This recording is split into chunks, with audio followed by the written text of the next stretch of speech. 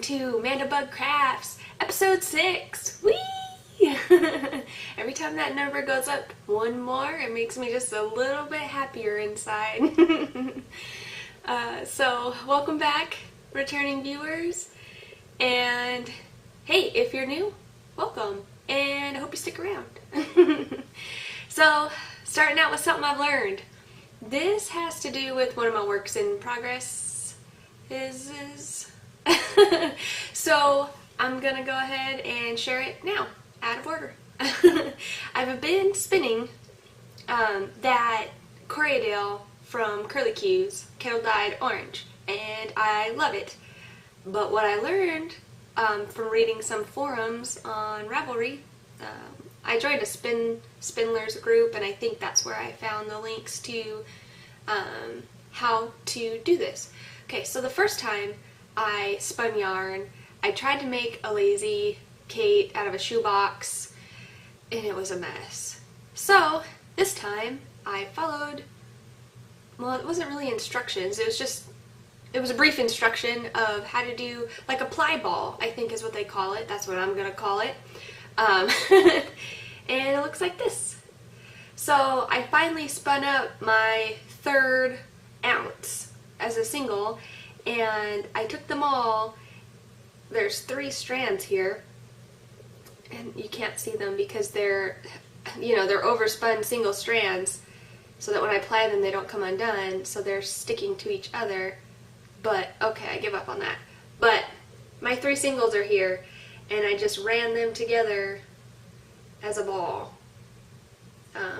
And they talk about doing it over a tennis ball, and I don't have any, but I had knitted one of those little monsters that's just a little circle and with some plastic eyeballs, so I wrapped it around him and he's in there. So I'm really excited to ply with this because it's not going to tangle. I did have problems putting the ball together though, because another tip that I saw from that thread is if you're spinning with the spindle and you don't have bobbins, one way to store your spindle or your strands from your spindle is on a leftover knitting needle, which I had done. So this is some leftovers of a single that I had. I had quite a bit left over. The very first ounce that I spun was a little thicker than the second 2 ounces I spun, so I ran out of that one first. But so I slipped them on these needles, but when I slipped one of them off the spindle and onto the needle, I like completely missed the needle, and it kind of got tangled and was a mess, and so it looks like this now. It looks scarier than it really is. I mean, because it's just spun up on itself from being on the spindle, so it's around and round. I don't know where the end is, but it's not tangled, it's just really active singles that are all curly with a hole in the middle. But it did make it a little difficult, so I'm glad I'm doing this ply ball, because a lazy Kate definitely would not have worked. So, hopefully this helps somebody else that doesn't know about it, because it helped me a lot. Oh, and since this is a work in progress, I wanted to share that these are my singles, or well, the 3 singles kind of running around together for this Corriedale that I spun. The goal is for it to be worsted weight, and I hope it will end up like that, but I wanted to share, it's only my 2nd ever spindle spun ever, actually, because I don't have a wheel. But here's some leftover singles from my first spindle spun, and look at, oh, so ugly. Look at the difference. It's so nice. So much more consistent. So, so there's that. So I guess moving along to my other work in progress, because there's only one other one this week, well, besides other stuff and current events, but I'll share that later, is I've been working on the silk hankies that I got from Fiber Charmer. I showed them to you after I bought them from the Georgia Alpaca Fiber Fest. I've been pre-drafting them together and putting it on toilet paper roll. And so this is going good. The lovely owner, the fiber charmer, explained that you want to pre-draft silk because the staple length is so long that like my hands are literally out here when I'm drafting it, and that makes it really, really hard to do while you're trying to spin it. I'm sure it can be done, I'm sure people do it, but I've just been going ahead and pre-drafting this, which will be nice when I go to spin it, right? Because all I'll have to do is spin it. I won't have to draft it. So I've been enjoying that. Well, and also I only have one spindle, and it was full with the Corriedale, so all I could really do is pre-draft it and wrap it on a toilet paper roll. So hopefully I'll be getting new spindles in the future, so I can have more than one spinning project at a time. So finished objects, I have some. Gonna share those later too. Look at me, I'm just bypassing all my segments today. I hope this show's long enough to keep your attention. So that moves me to enabling. So I haven't bought anything recently because of my financial restriction that I mentioned about last week. But I did want to share this book. I've put it in my blog before, and I really love it, so I'm going to share it again. I got this book, Bags, The Modern Classics, by Sue Kim. And I absolutely love this bag. This book. I love the bags from the book too. It's got great photos in it, with step-by-step directions. All the patterns are in the back, and they're awesome. I go ahead and use printer paper and just trace it out and make my own templates, so I don't even cut out the actual pattern.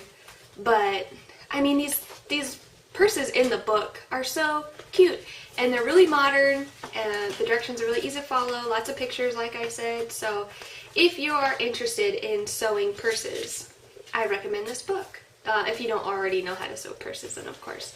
Well, I guess even if you did, you may not have sewn purses like these before. This is my first time ever sewing purses, and I use this book. I think that's why I'm so in love with it, because it is for a beginner, and I think it would still be helpful for people who are more than a beginner as well. I have some purses that I've made from the book. So this is a wristlet zipper purse, and it shows you how to insert zippers and everything. I just put black on the inside. Oh, look at that. See that white? I didn't sew it shut. Yeah, I don't have to go back and hand sew that shut. But I lost my train of thought. But these purses are super cute. I made a bunch of these actually. Here's another one, green zipper with the green fabric on the inside to match. My mom loves these purses. I made her like 3 or 4 because the strap, you can just kind of like wrap it around your wrist and hold on to it, and you don't have to have a big old shoulder lumpy bag. She's a kind of on-the-go person, so she just, throws her wallet, keys, lipstick, some change, and off she goes with a little handbag instead of a big old bulky shoulder bag. So, sorry about that. My memory card on my camera got full. So, what I was saying was, these bags was my first time sewing pleats. And the instructions were just so easy, and it's a good book. That's what I'm saying. Oh yeah, and I also made this purse out of it, my first large purse. Woo! It's got little, I don't know, bracket things, I don't know what they're called. And instead of a zipper closure, it's got a magnetic closure, which there's a little tutorial in there on how to insert these the correct way. So it's great. Oh, and this one's got a little pocket on the inside to match the outer fabric. So Great book. Recommend it if you want to sew some purses. So, that's it for enabling. Just the one thing. Current events. So, right now, I'm still working on the mystery knit-along shawl from Alabrigo called Los Lirios, which is the lilies in English. Since my Spanish is so bad, you Spanish speakers are probably like, what did you even say? Let's just say I'm really far behind on this one.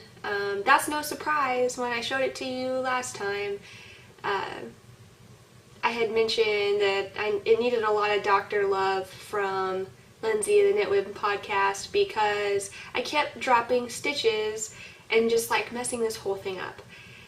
So I've decided to forge on, even when I drop stitches. So while working on this week, I probably dropped about 3 or 4 stitches. And I just kind of fudged it, you know? I kind of tried to pick up the way that I thought it was supposed to be picked up, and as long as it hid the mistake, then I was okay with it. And I was like, you know what? This is my first time attempting lace. This is difficult for me. It may not be difficult for everyone, but it is difficult. I am having a hard time with this tiny lace weight on these bigger needles, and my stitches just fall right off. So, I finished clue 2, even though clue 3 and clue 4 are out. A lot of people have finished their shawls already, and I'm still, like, halfway. That's okay. I'm slow.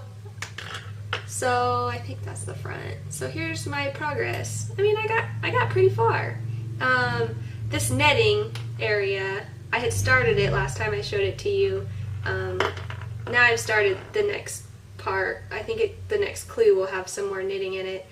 Okay, yeah, I know there will be because I cheated and I looked at the spoiler threads. I know what the shawl is going to look like when it's done. Tell me I'm not the only one that does that, especially since this knit along, for me, has become a knit behind everyone else really slow. So, but the netting, that's where I was dropping stitches. And if you don't see anything that looks really jacked up, then I'm okay with that, you know? I'm telling you, I dropped at least 4 or 5 stitches, and there's like, okay, maybe you can see right here. There's something definitely wrong right there. But I'm just going to keep going, and when I wear it, I'm just going to be happy. Like, this was the first time I did it. It's got mistakes. That's just character. What? I mean, the yarn's baby alpaca. It's soft and squishy, and I can't just give up on this. So that's my progress with that guy. I do really want to finish him, even though I am way far behind everyone else. I set my mind to it, and I'm gonna do it, dang it. So the next current event is over now, technically. It just ended. The Cute Critters War episode 3 on Nerd Wars for the fun times. I finished, and this is why I didn't have any finished objects to share earlier, because these are my finished objects. I finished a pincushion guy. Actually, you know, I shared this last week. I shared this guy and one of these guys. Well, in addition to them, I've made a whole bunch of pumpkins. Whee! I made 9. Well, that's not all of them. Some of them fell over. Some of them rolled away. Just trust me on it, or look at my project page. I'll link to it, of course. There's 10 total. I had a lot of fun making them. I learned that, you know, the half double crochet in the back loop only will give you this ridge, which is cool for like a pumpkin design. But as you can tell, when you half double crochet the back loop, it pulls the stitches really far apart and you can see the stuffing. And I thought it was an issue with gauge, and it's not. It's just a bad call on my part to try to stuff something that was worked in the back loop. Well, half double crocheted in the back loop. I think single crochet in the back loop works fine sometimes.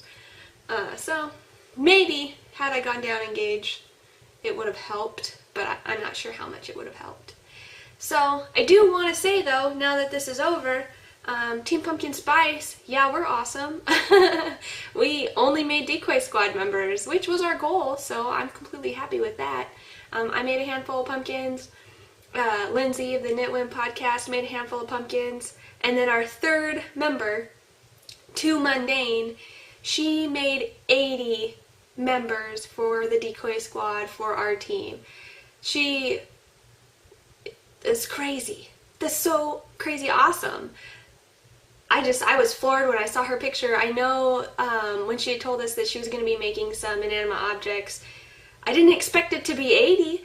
I'm totally going to link to her project page so you can go check it out. She made a bunch of food that she's going to be donating to Japan for kids who've lost their toys. I don't remember why exactly they lost their toys.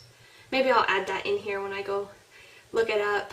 But it's totally awesome. She's made like little sushis and little strawberries and carrots, and check out the link. That's what I gotta say. So, and I think she may be one of the people that made the biggest army in the entire war. So I'm excited to see when all the prizes and stuff come out, if she won, because I think she might have.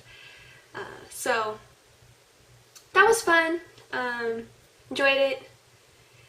Hopefully they'll do that again next time in the fun times. Probably won't make pumpkins though. They'll probably be out of season by then. But for me, there's no such thing as out of season.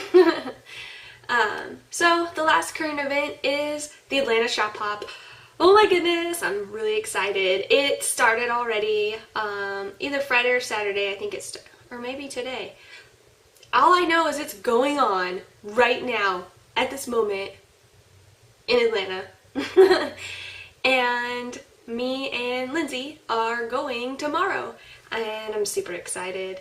I've got a list compiled of stuff I'm looking to get for certain patterns. There's a couple lace shawls that I want to do. Yeah, don't laugh at me just because of how this one's going. Don't you laugh. Don't you laugh. So I want to get some yarn for that. I want to get some yarn for like a hat set, like a hat, scarf, cowl set, some gloves. I got a lot of plans. So I'm really excited for that, and hopefully I'll be able to pick up a new spindle or two, some fiber. I'm hoping this is going to be a good experience overall. There's 9 shops, so it'll definitely be a diverse experience.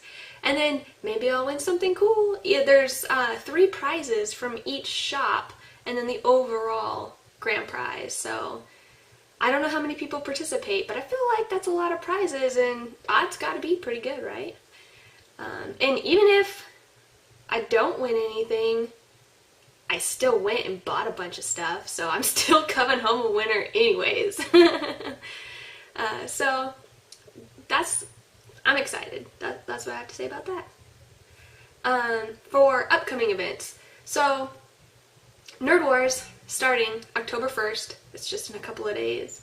I spent the last few days writing up my dissertation proposal because I showed you last week my swatch.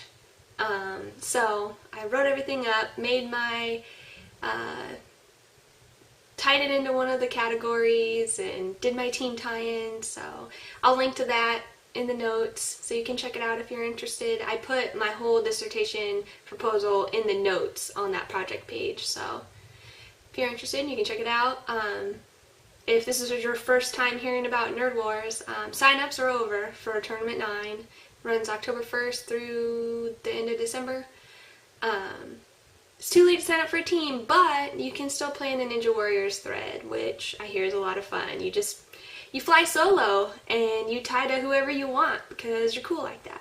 So, and you still, you can still do a dissertation.